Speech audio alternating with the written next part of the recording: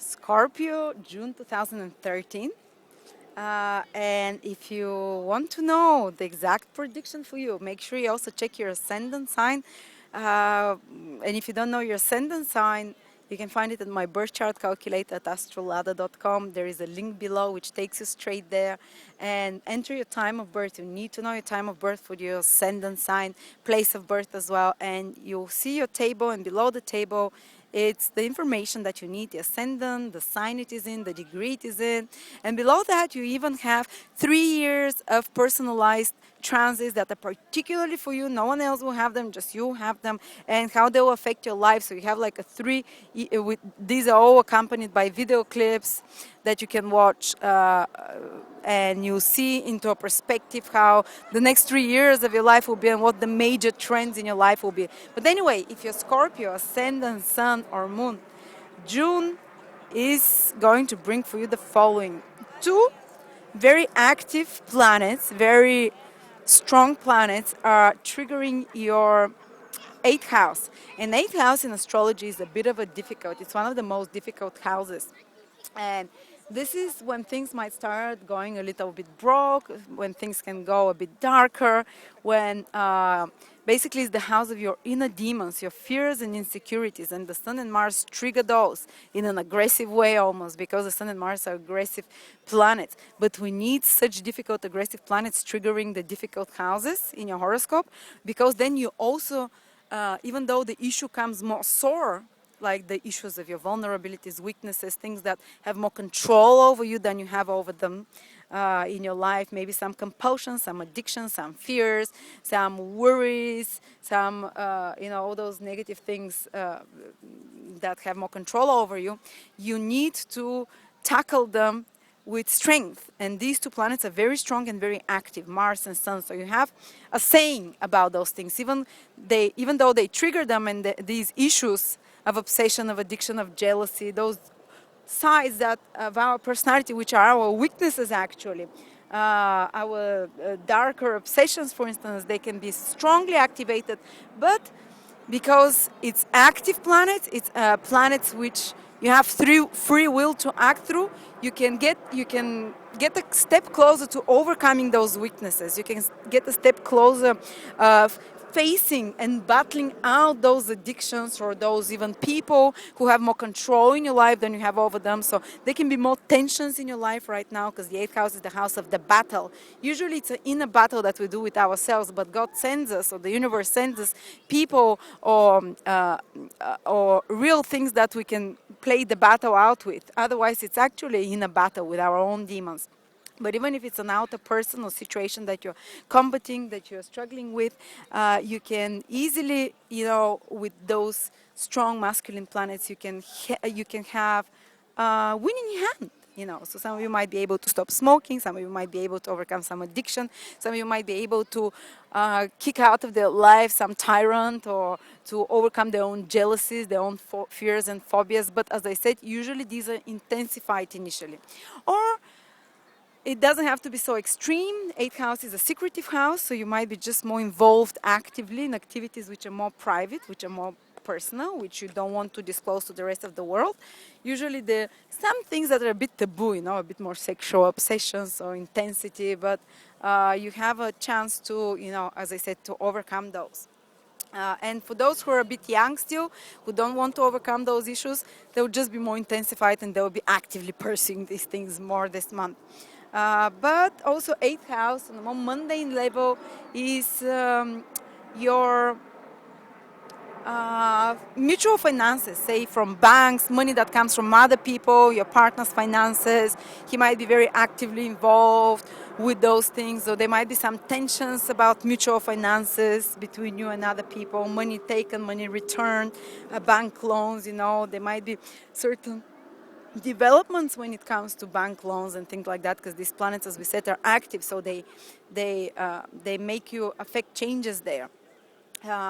And eighth house also rules all hidden occult sciences and hidden like astrology, like the occult, like the themes of death. So some of you who have more occult set of mind, more esoteric set of mind, they'll be much more involved in actively pursuing answers to questions like life after death, psychology, rummaging deeply within themselves to find answers about themselves, to find answers about their psychology within themselves, what triggers, what motivates them, what triggers their obsessions, what triggers their weaknesses, and to work on those, to work and overcome them. And if you're going to a counselor or psychologist, this can be a very productive month when you get a lot of toxic issues out of your system. And at the same time, we have two beautiful planets triggering your ninth house, Venus and Mercury. And whatever two benefics are together, this is where we make, this is where we gain our source of joy for the month. And ninth house is, again, it's connected to philosophy, to belief system, to spirituality. So for some of you, you can gain a source of happiness and strength and joy by reading a little bit about some new philosophical system, about new political system, even about new views and points of view that expand your mind, expand your consciousness. So be active and curious in pursuing such new knowledge, because it will be a source of joy, comfort, and security. And ninth house also rules traveling, so those of you who intend to travel during this period, they'll be very successful. They'll have great time. You can gain something positive coming from foreign people or different cultures in your life. Those of you who are studying in university or who are studying higher knowledge, because ninth house rules higher knowledge, whether it's philosophy, whether it's university studies, science, all those things will be a source of expanding your mind, will be going smoothly, will be flowing smoothly for you, and will happen easily. If you're trying to get into a university, for instance, and your ascendant is in Scorpio, then Venus and Mercury in the ninth house can help you do it with flying colors, with ease, without the stress. And ninth house also rules teachers in your life, people who come and tell you something and help you change your mind, and you can have some deep conversations about the meaning of life, the purpose of your life in particular, the goals of your life, what you're supposed to do now from here on. So you can find someone who help you make a plan for yourself for the future, some helping hand, because these are benefic influences as well. Turn to counselors, to advisors during this month. They'll be of great help, or even to friends who can help you in that area, who can give you a perspective of your life, who can help you make plans for the future. And just want to give some specific days. Those of you who are born on the 27th, 28th, 29th, and 30th of October, they're having Saturn transit. And also those of you who have their moon or ascendant at 3, 4, 5, 6 degrees in Scorpio, maybe even 7, they'll feel the Saturn transit. It's a very intense Saturn transit. It happens once in 30 years that Saturn passes exactly over those degrees.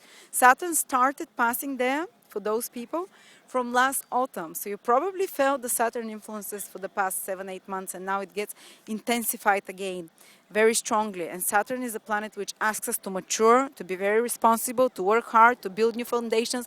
For a lot of you, it's a new beginning in life. A new beginning which is painful, like a birth. It's like a pain birth. And it's quite intense, and you have to work very hard, and you might feel disheartened at moments, and you might feel kind of lacking confidence and belief about the future. You might feel that it's too much for you, or the joy of life might be sucked out a little bit. Your resources that you rely on might be stopped as well, and you might have to rely just on yourself, because when Saturn is around, Saturn is the tough taskmaster. He wants to teach us to be self-sufficient, to be alone, to start new things, to make new things alone, to work very hard, and to be self-reliant, to be mature. And some of you will be disconnecting from your old lifestyle, so there'll be a lot of goodbyes during this period, relationships, old jobs, things that are no longer productive, restructuring of all those areas of your life, and they require a lot of hard work. And the best way to pass through Saturn transits is to take each day as it is, to work hard on it, and not to allow negative thoughts to take you over, because it's possible that negative thoughts can become too prevalent, or negative attitudes, or can become prevalent. But people who work hard and who are self-disciplined, for them this can be some of the most productive time. But Saturn has a bit of a blocking influence, so they might not see immediately the results of their actions and their work. It might take a couple of years before they start seeing positive, reaping the rewards of the hard work they're doing right now.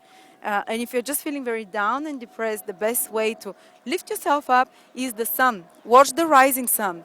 The biggest enemy of Saturn is the sun, and actually the physical sun will really help you beat the Saturn doldrums by watching the rising sun. It has healing influence. Connect consciously with the rising rays of the sun and watch the sun, or just sit in front of the sun, especially in the morning hours before 11 o'clock. It has very healing and uplifting influence. It brings light. While Saturn is the planet of darkness, which brings a lot of doubts and self-questioning and hard work and tough lessons, you need the light of the sun to counterbalance it, and eat light foods. Try to go a bit vegetarian. But anyway, this is for Scorpios. Some good influences, some negative influences. It's very some of you will be focused a lot psychologically within, solving psychological issues, improving, battling their demons, and also reading new belief system and asking others for their like life coaches, or reading on forums, other people's experiences. They can be like teachers for them to bring hope and understanding and about their motivations, about bringing them more self-knowledge. Thank you.